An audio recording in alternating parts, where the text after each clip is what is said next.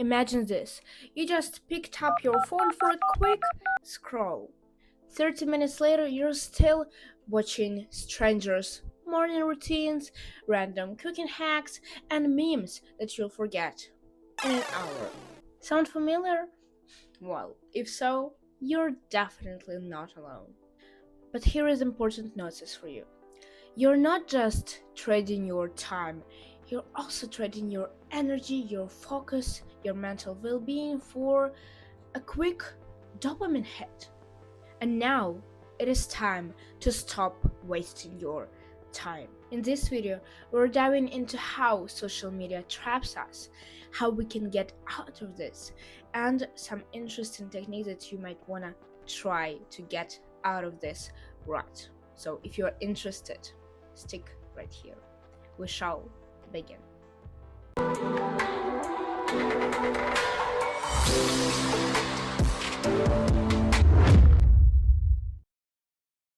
Did you know that social media platforms are designed to keep you hooked? Companies spend billions perfecting the algorithms to exploit your mental capacity.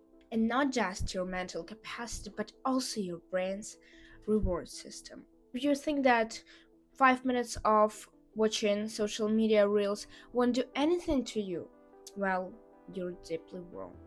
Every time you scroll this TikTok, this Instagram, even YouTube on some unimportant videos, you're trading your mental energy and you're basically wasting your time and you're becoming closer to the point of your non-existence.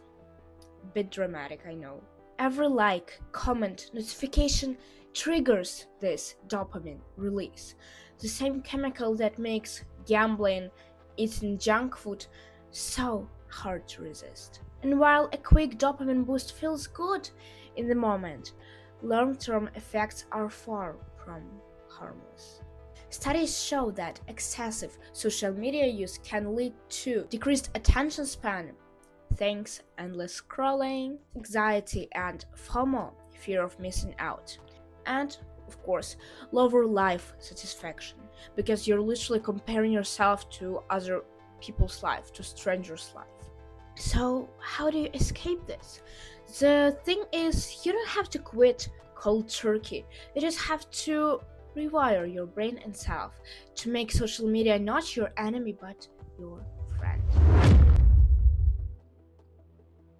First, take stock of how much time you really spent on social media. First thing when I turned on my screen time was 2 years ago, and I was really impressed by my numbers. I spent more than 8 hours on my phone every single day, and it wasn't Duolingo.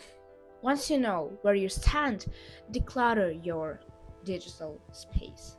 And so what I did 2 years ago, first I didn't want to delete my Instagram account, so I decided to unfollow accounts that do not add value to my life and follow only accounts that are promoting this productive, motivational content for me. You can even create a separate account on social media with highlighting motivational content, healthy content for you to be motivated and disciplined to continue while still sitting on social media.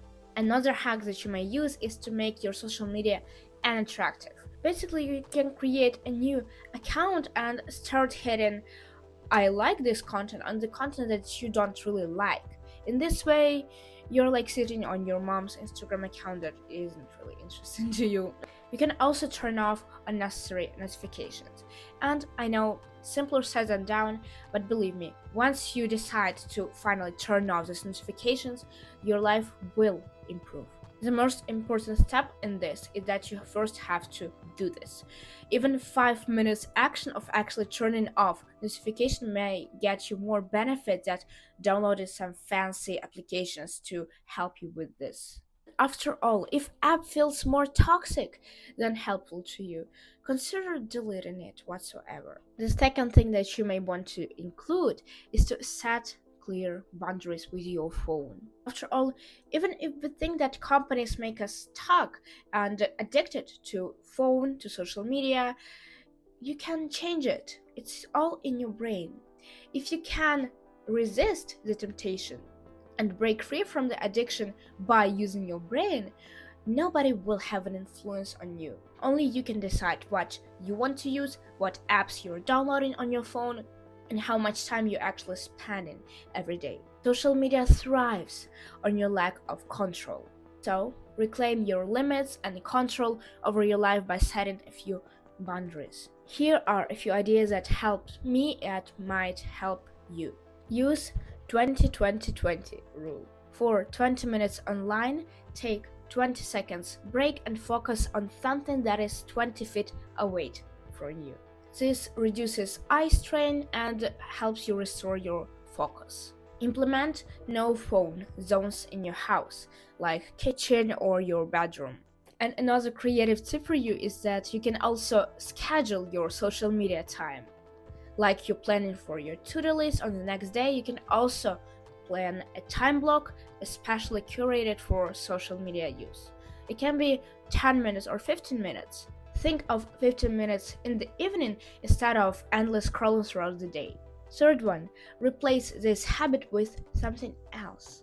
Breaking free isn't about stopping the behavior, it's about replacing it. Research shows that habits stick when they're replaced with more rewarding alternatives. Instead of reaching for your phone right away when you have 2-3 minutes, you can instead try journaling for these 2 minutes, do a quick stretch, or I don't know, drink a glass of water. Something but social media use or your phone use. Studies show that public accountability increase your chances to succeed. Better yet, you can create a social media detox. Why I love social media detox and overall my phone detox is because I finally am grateful for the things that are surrounding me, from nature, from my family members, from my friends, and other things that are surrounding me that are good for me, instead of using social media or phone in that day. You can try social media detox even for a few hours up to a day, or even more if you're up to it. Mindful practices like meditation or a few breaths can regain your focus and reduce your stress levels. Even 5 minutes a day can make you feel more aware of why and when you're reaching for your phone. Personally, I like meditating for 5 minutes in the morning because this is the time when my cortisol spikes, and in the evening after a long day. You're probably already tired with this technique, and I am gonna show it to you until you actually try it. Pomodoro technique.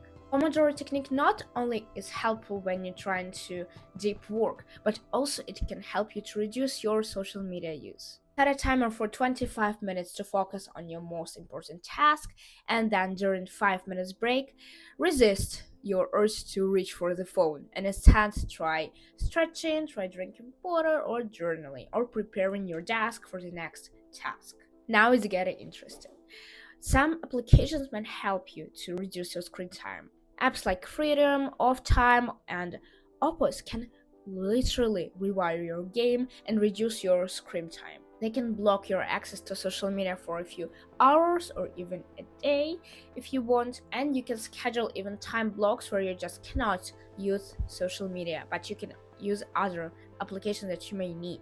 Instead of viewing social media as a way of relaxation, you can reframe it based on what suits you. Every minute spent scrolling could be a minute of spent working towards your goals, towards your aspirations, and towards your dream life. Remember that it's okay to slip up.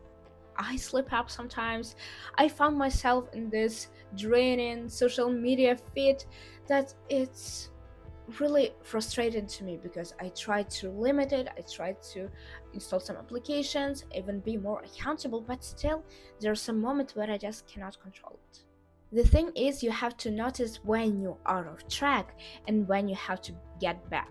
Celebrate small wins like cutting down a few hours of screen time every day and be more aware of your situation.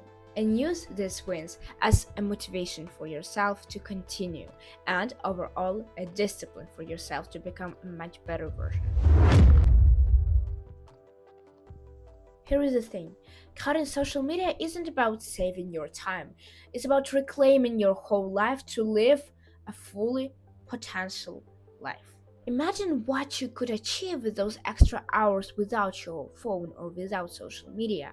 Maybe during those 8 hours you spent on TikTok or Instagram, you could create a business, you could create a merchandise or a YouTube channel. You could read more books, you could exercise, and you could spend much more time with your family, and that's what's important.